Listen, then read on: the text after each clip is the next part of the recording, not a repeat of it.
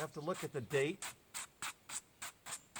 of the last Chop Talk I did, which was Chop Talk number 1, which I guess would make this Chop Talk number 2. It's been a year, so yeah, this has not been my main focus because I've been busy. I haven't missed a day of work during this whole Corona thing, but that's not what I really wanted to talk about today. I am kind of amazed at where we're at, January 14th, 2021, about to see Joe Biden become the president, which I wouldn't have had a problem with if I felt confident about the election, but I don't. And I don't think anybody can. Which leads me to the whole focus on the misuse of the word insurrection, incitement, coup. Anyhow, well, hello. Try flipping that one over. So I believe, I guess that's what we should start with, is what I believe. I believe Donald Trump wanted a bunch of people in Washington that day. So their voice, their numbers would be undeniable. They'd be heard, they'd be seen, they'd be felt. But I obviously, he did not want violence. He wanted an opportunity for the concerns about the election, and he wanted the election fraud that happened, especially in states like Pennsylvania, with their legislative sleight of hand. These things needed to be discussed. And the reason they needed to be discussed, and it wasn't about overturning the election. That's another phrase that's being used wrongly, I believe. Like I said, I'd accept Joe Biden if I accepted the election. I don't. And I don't think anybody can either. And it's not a Democrat and Republican thing. It really isn't. It's going to be every 4 years, half the country is going to think the other half stole it. Because there's way too much bullshit going on with the way we vote.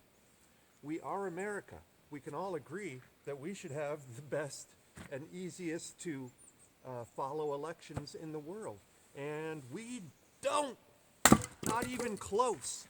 So it's ridiculous. I'm all for the record, I'm all for going back to the old paper ballot, put them in a box, somebody counts them, you put them in boxes of 100 or 1,000 or whatever, you pile them up. Hey, who's got the biggest pile? They win. If there's a problem, then you go back and you recount the boxes with a bunch of people watching, meaningfully watching. I loved that line. What was it? One of the rulings was, well, you have a right to view, but not meaningfully view. Okay. What? Anyhow. So yeah, everything's all frozen. There were a lot of election irregularities. Let me just say that, and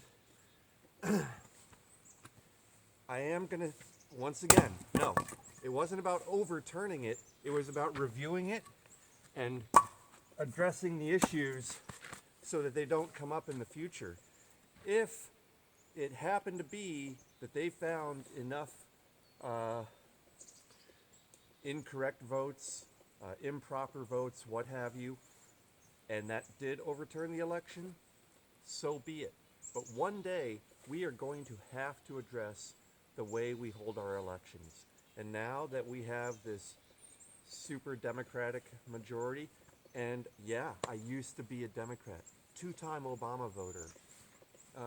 There's lots of people like me who just one day woke up and said, where's all the stuff you said you were going to do? It never happens. and neither do the Republicans. So I'm happy to see the Republicans fall on their own sword. I can't stand Mitch McConnell and people like that. He is the turtle of the swamp. He wants it to go back to the old ways. He doesn't want somebody like Trump who actually challenges him. And you know he's going to get it. He's going to get it. That's the way the swamp works. So anyhow, back to the original thing. I think Trump wanted people there to make their voice heard, to have a chance to have all his concerns heard before the American people, right there in the people's house. Trump wasn't 1 in 60 in the courts like everybody wants to say. The courts found many ways of just not even hearing the case. Not taking the case does not equal a defeat. And they found plenty of ways to weasel out of it, because I understand. Nobody wanted to put their neck on the line. Nobody wanted to be the guy that said, yeah, there's an issue here, or the woman. Oh, pardon me. Even though you can't say man or woman or father or mother or any of that stuff on the House floor anymore. Oh, the founding, what do we call them now? The founding, I don't even know what to say. How stupid is that? That's a whole nother video. I have a feeling I'm going to try and get back on this, because I got a lot going on in my head. I'm sure a lot of people do. But, so that wasn't an insurrection. You know, it's very easy to tell that the people who started breaking the doors and the windows on the Capitol building were doing so while Trump was still speaking. So he did not incite that crowd of speechgoers to rise up and go charge the Capitol building and break in. He did not do that. I listened to the speech. I've reread the speech. I think a lot of people criticizing it probably have done neither. You know, that's just a gut feeling. Ooh, look at this thing. Here, let me hurt myself real bad. I don't need food. God. Well, let's give it a go, because I'm feeling it right now. Anyhow, so, you know, the timeline does not support any sort of incitement or call to incitement. He used the word peacefully protest. He used the word peacefully in the speech right there. It's amazing what people are led to believe. And I'm sure a lot of people are going to go, wow, it's amazing what he's been led to believe. What happened to him? I thought, you know, when I first started hearing my beloved NPR back in the day, when I just kept hearing him say, Trump said Mexico is only sending rapists and drug dealers and murderers or whatever. I'm like, that's not what he said. I heard it. I listened to it. I listened to the whole thing. I didn't listen to the snippet. And that was it. The light went off, and I started looking a little closer, and I'm like, no, I can't support this. Once again, not a Republican either. That's something people need to know. There's a lot of Trump supporters out there who are not Republican. For better or worse, what it is. There's always been talk of the need for a third party, and I think now is the right time. I want to see both parties kneecap Tanya Harding style. I'm sorry about that, because that was a horrible thing, but that's the first thing that came to mind. I hate both parties. Not everybody in them, but I hate what they've become.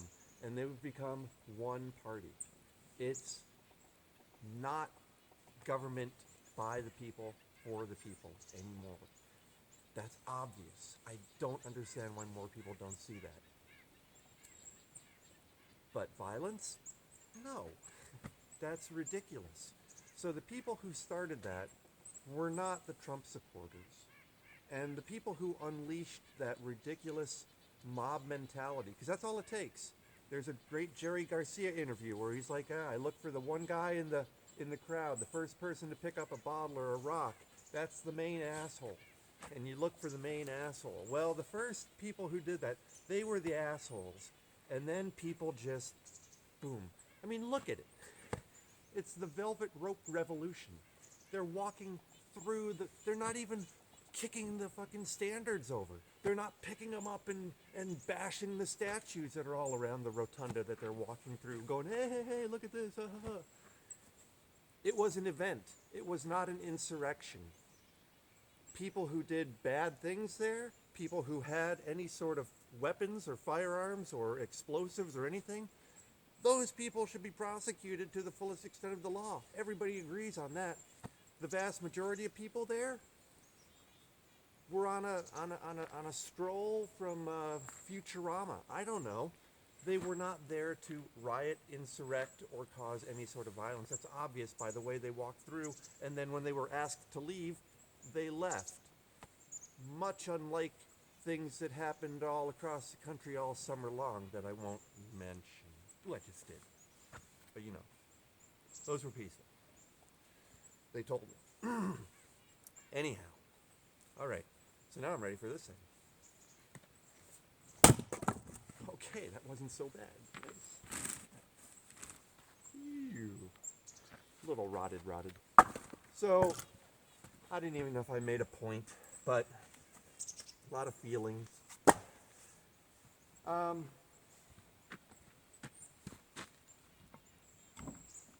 end on a high note. It's been, well, we need more snow. We need a lot more snow. But since there is little snow, and it is the peak time of year for deer to be shedding their antlers, and I have a bunch of deer that cross the woods above my property. They come down here, but I have dogs, so they keep their distance. But they cross, and then they go down and through the woods, down to Beaver Pond, and all around my property. So I've been following all their tracks, and I'm really hoping to find some nice antlers sooner rather than later. And it's also just a real lovely way to go for a walk in the woods, like I ever need an excuse to do that. But if you haven't tried it yet and you live in an area with a lot of deer, it's really addictive. And it's a great tool for managing disappointment, because for the amount of antlers you find versus the miles you walk, it's a pretty low percentage activity, but always that feeling of, look at all this sign, I'm on it, we're going to find them.